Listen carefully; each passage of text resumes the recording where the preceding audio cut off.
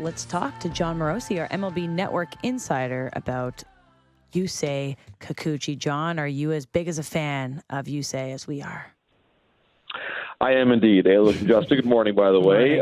What an outing last night against a quality team and the precision that he is pitching with right now, the array of pitches that he has. It's one of the great stories for the Toronto Blue Jays this season. They would simply not be in a playoff spot at the moment without Yusei Kikuchi, and he's deserved this spot in the rotation. He's earned it. He's proved a lot of critics wrong, and I'm thrilled for him to see him having this level of success right now for a team that right now is certainly in the playoffs and should stay there if he keeps pitching this way. I remember about 3 months ago, we talked to you about Jose Barrios' bounce-back season, and we were gushing over what he had been able to do after last season. But it feels like Yusei Kikuchi might have stolen his thunder a little bit with the way that he's bounced back and looks like an integral part of this rotation. And Justin and I were talking this before we had you on, if the playoffs were to start today, he would be in our top 2 or 3. Is that how you're seeing it as well? It is. And I think, too, that when you talk about how you put together your playoff rotation, you want different looks. And I think a lot of that might depend on who the opponent is, and if you want to have a lefty prominent in that rotation to begin.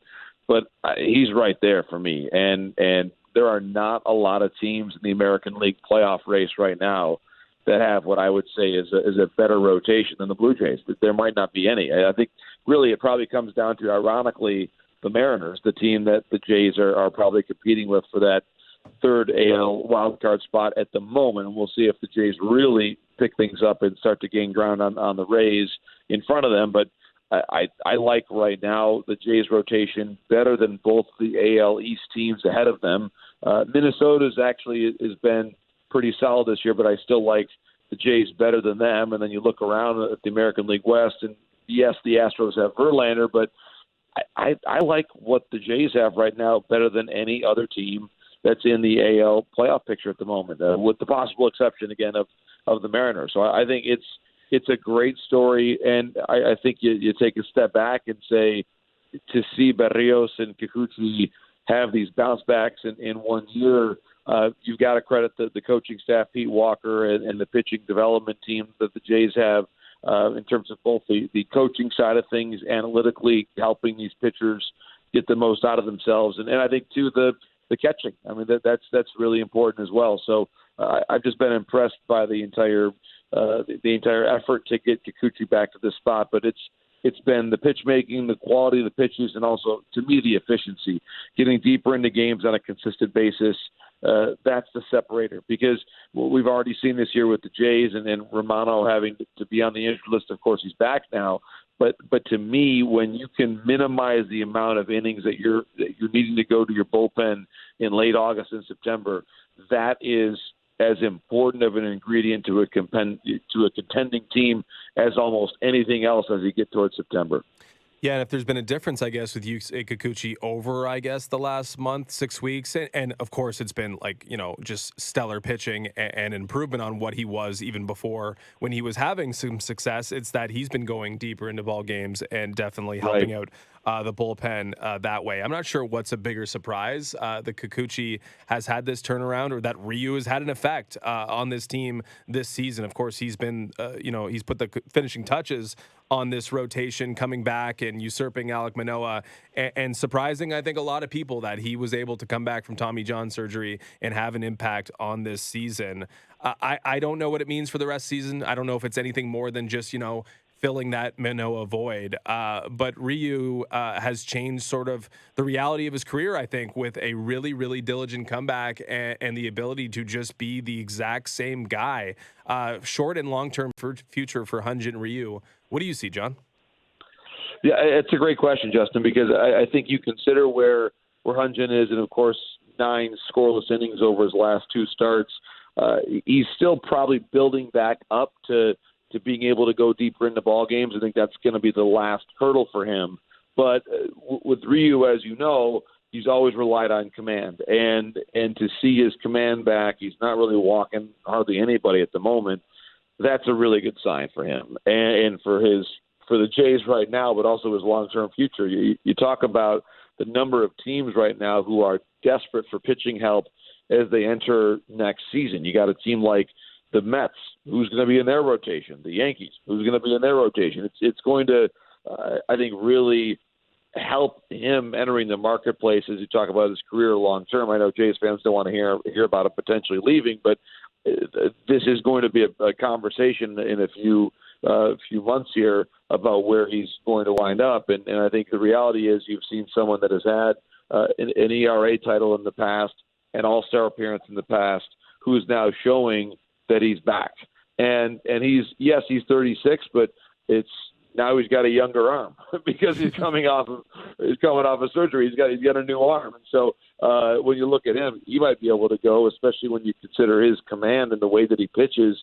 He is someone that I think would be able to pitch into his early 40s if he wants to, because he's able to get outs without having to throw 99. And that is a really key thing for teams to look at and a box to check, is that he's able to do it. But I think, to your point, it's going to be really interesting to see what decision, again, let's hope for the Jays that they've got 5 healthy starters as they approach the postseason. What do they do? And who do they trust to be a super reliever out of the bullpen, if you will? And that's where I would remind Jays fans that we're talking about the way this bullpen looks today, but as long as they get into the dance, they're going to be adding in what I would describe as potentially a deluxe long reliever stopper, if you will. Maybe it's Ryu, maybe it's Kikuchi, maybe it's Bassett. You never know. But I think they've got a really nice piece that's going to be added to their bullpen to give them some quality length, I would hope, as they approach the wild card series, should they be playing in it. So where do you think that this leaves Alec Manoah, who's now been sent down once again, and there's not a lot of room in that starting lineup, as you mentioned, that starting rotation? Do you think that might be the way that he finishes off this season? Probably. I mean, unless there's an injury. Ailish, I look at it, and the reality is, to put it as clearly as the Jays are probably looking at it internally, they've got 5 better options right now than him. I think he came back, and the most important thing for Manoah, from my perspective, is that he wasn't great necessarily when he came back, but he was at least competitive. He showed, I think, especially in the start against Boston, he goes against a team that was tough on him early in the season, and he put together a quality outing. If I'm the Jays, I just keep showing him footage of that outing time after time after time and remind him of what he can still do, because he's there. It's still in there. He's a young man. He's 25 years old. Whatever the reasons were early on that caused the struggles, he's shown that he at least understands how to work through them and get back to the big leagues. And if I was the Jays, I would just pump up all that positivity and say, look, we still believe in what you can do. You have to still work on some adjustments mechanically, whether it's in your preparation, whatever it might be. We believe in you, but the candid reality is they've got 5 better starters. And also he walks too many guys to be, at the moment, a reliable reliever. So there's not a spot. There just isn't. There might be a team, Ailish, when you think about all of the shortage of starting pitching, and this is going to be where it's interesting in this offseason. If there's a team that is willing to give him a shot, that is, again, I've mentioned the Mets and Yankees as a couple examples. Teams that are just bereft of starting pitching right now that might say, hey, he's better than our 5th starter. And for the opportunity to bring him in, we would give up this level of prospect. That conversation will definitely happen. Mm-hmm. The Jays' phone is going to ring this offseason with people who want Alek Manoah. It's just a question of, are they ready to give him up? Obviously, at that point, Ryu is not on the roster unless he resigns. How much would they have to be bought out of that conversation to give him up? But for now, he just hasn't thrown enough strikes to be a trusted long reliever, and he obviously hasn't pitched better than the 5 guys they've got in the rotation. So, to me, it's a pretty clear decision. I think the Jays have to look at it as the success of Ryu has made a difficult decision very clear, and that's where they're at right now. So you say those conversations around Manoah will happen this offseason. Will they be one-sided conversations, or do you think the Blue Jays will be looking to engage in conversations around Alek Manoah? I think they're going to have to listen. They will, because what I would say is, looking at the Jays lineup, what if there's a similar change of scenery concept that makes sense? I mean, the Jays at the moment, they're going to have to, you have to sort of assume that the free agents aren't re-signing until they do. So you have to look at it and just say, okay, they're off the roster as the season ends. So is there a third baseman that you could get for Manoah? Is there an outfielder that you could get for Manoah, depending on what Kiermaier's status is and where you want Varsho to play? I think this team, it would help them to be maybe still even a little more athletic. But we're now 1 year into the new baseball, and seeing how they may need to. I mean, last night was obviously a low-scoring win. It was at least a win, but it was low-scoring. I think the Jays have to find some ways to creatively score runs that don't involve hoping that Bo and Vlad come up with a big hit every inning, which obviously it's not realistic.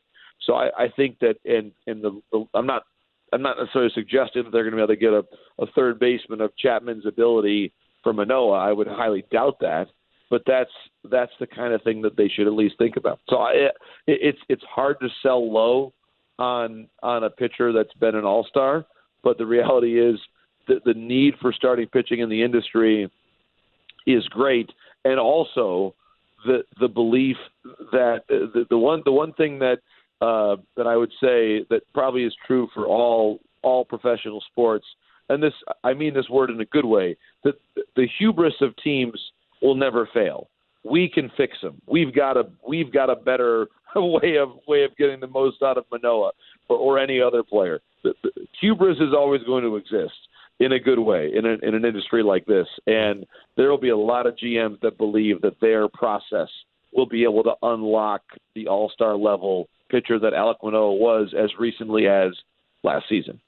Yeah, it's interesting. I mean, further complicating matters, I guess, this offseason, if we want to go fully down the rabbit hole of the offseason, which I think we should. Whit Merrifield. I mean, we're talking about replacing important contributions. There have been few more important than the contributions of Whit Merrifield this year. There is a mutual option opportunity, which will pay him handsomely.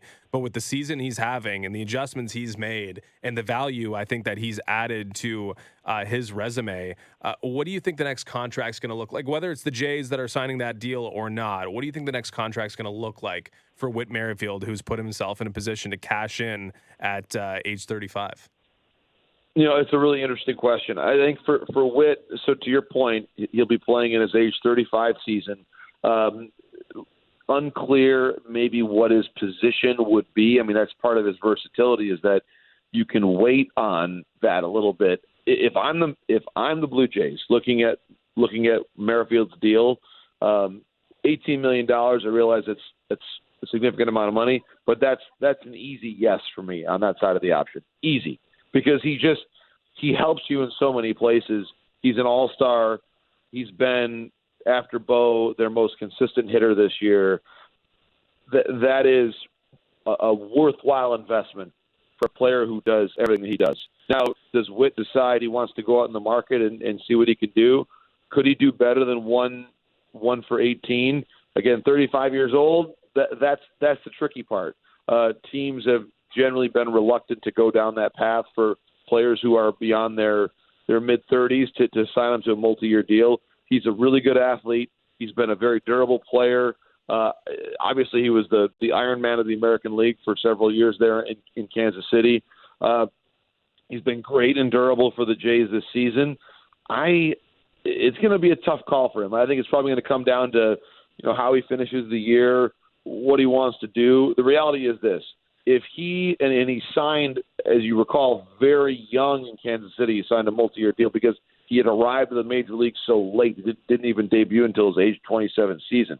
So he wanted to make sure that he got that amount of money during that time in KC. So he's never really been able to be the free agent and truly test the market. If you want to test the market, you're probably at this age never going to have a better platform year than a 304 average and an OPS close to 800 with all the versatility that he brings. He's already stolen more than 20 bases.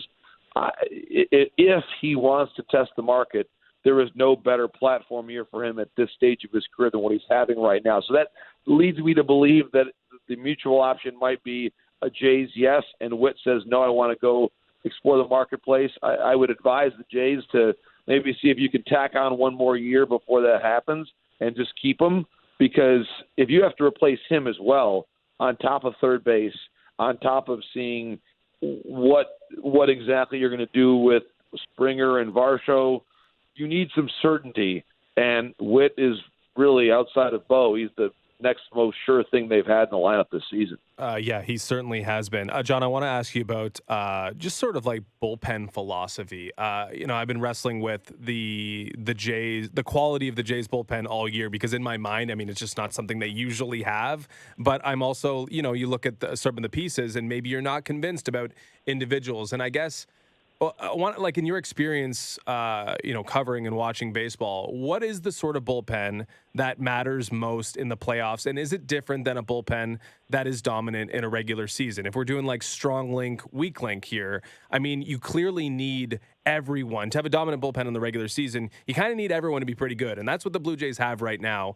But I'm not sure they have those guys that are going to be in a playoff or in the playoffs or in a playoff series that every night you can throw out there and be dominant. And usually you can't have a full bullpen of those guys, but you can have a couple that can carry you through. So it's a quality versus quantity thing. The Blue Jays definitely have quantity, and maybe they have quality too, and they do have quality. We saw it last night with Jordan Hicks and Jordan Romano. But what's more important, having a couple guys who are truly, truly dominant, can't miss, or a full complement of high above average plus arms in your bullpen? When it comes to the playoffs, what's more important? Having a couple really good guys or having a complete bullpen that's ready for any scenario, really?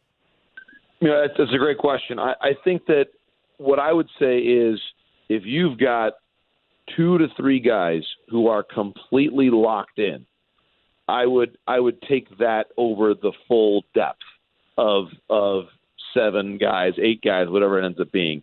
Because you need those 2 or 3 guys, I think, to be able to go to, especially when you're in the Jays situation, you've got a pretty good rotation.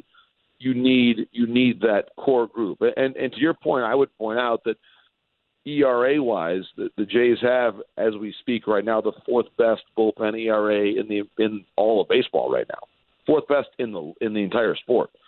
Ironically, the Yankees lead the majors in bullpen ERA, but they're going nowhere at the moment. And the thing I would say too, and within this, it's strike throwing. It is strike throwing. Hicks, I think if Hicks is in the zone, they're going to be just fine. I think Hicks is as important as anybody else in that bullpen, probably the most important arm, I would say. Even more important than Romano in some ways for this reason. He has got the velocity, as we know, to get anybody out anytime. But he's just got to be in the zone. And when he's in the zone, he's a difference maker. That's who he is. He, to me, when you consider what Hicks can do and what Romano can do in that group, the reason why I mentioned strike throwing is if you start walking guys late, it is dangerous because you're going up against a good lineup, and you're giving that lineup more chances to hurt you. And I remember this is a bit of advice and a true baseball statement that comes back to me every time at this time of year from my mentor, John Lowe, great baseball writer, now in the Hall of Fame. John would always say, walks are not just walks within an inning. What a walk does is it advances the lineup and turns the lineup over. So if you have extra walks, even if it doesn't hurt you in the 5th or 6th inning, it gets you that much closer to flipping the lineup over for a 4th time. And that is dangerous when you're facing elite hitters at the top of the lineup, when the leadoff guy is Julio Rodriguez, which has been the case for the Mariners here lately. Do not flip the lineup over in extra time. And a walk moves you closer to doing that. Every time you get a base runner, you get closer to doing that.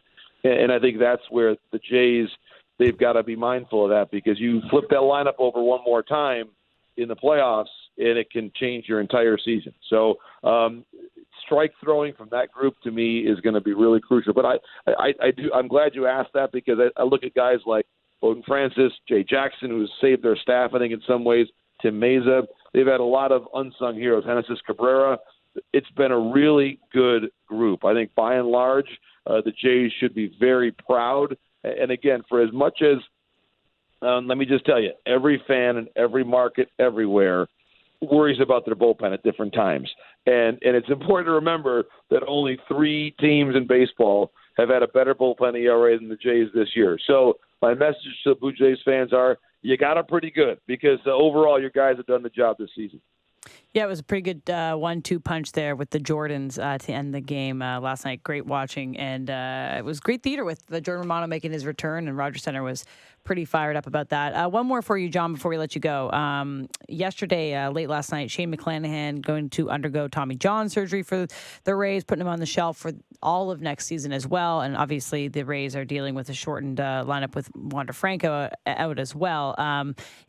First of all, is there like a trend? Because there's a lot of pitchers on the Rays that have had to have Tommy John in the last little while. And then, is this an opportunity for other teams to take a step forward? Are the Rays maybe going to take a step back? Or are they a little vulnerable at this time?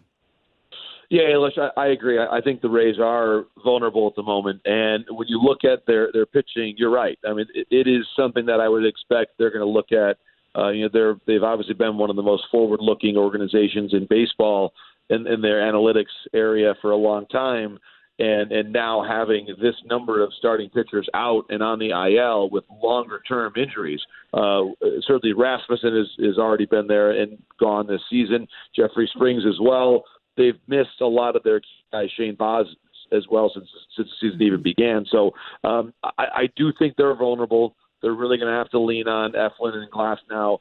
But as we're talking about it right now, if you had to say who has the more consistent rotation going forward, the Jays or the Rays, the Jays clearly do. And I think that, just as I look at it, again, it's one snapshot, a moment in time. I believe that the record that the Jays have between now and the end of the season is going to be better than what the Rays have between now and the end of the season. The question is just, is there enough schedule left for the Jays to eclipse them and pass them by? It's still a 4-game spread, which is not going to be easy. But the Jays are going to be a better ball club, I think, over the balance of the year. They're going to have to look at, I think if I'm the Rays, as analytically inclined as they are, they're going to have to really look carefully at what has led to this. Is this just a case of a lot of arms that kind of a lot of elbows that sort of expired right around the same time based on when they arrived, the age of the players, or is it something deeper? I think that's what they're going to have to look at. For McClanahan, to your point, it's actually his second Tommy John, unfortunately. And given the month of the year that we're in right now, already in August, it's going to take, much like Walker Buehler is going through right now with the Dodgers, it's going to take a Herculean effort for him to be able to come back and contribute down the stretch even next year. So this has been I think a very worrisome week from the Rays' perspective on their pitching, and the Jays right now, they certainly have an opportunity to jump right into second place in the American League East.